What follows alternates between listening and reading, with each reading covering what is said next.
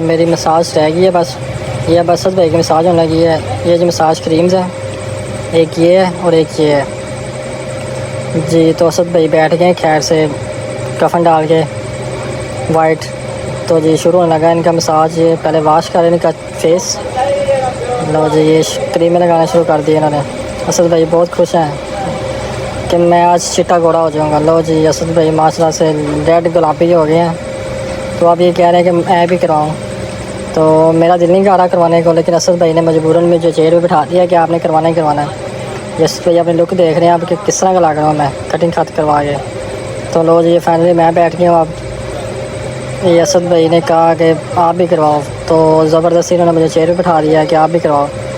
तो जो मेरा मसाज हो रहा है अब, तो रिज़ल्ट देखते हैं कैसा मेरे मसाज का। ये जी वॉश कर रहे हैं मुझे मेरी कटिंग खत और मसाज का। लो जी ये फाइनल लुक निकल आई है।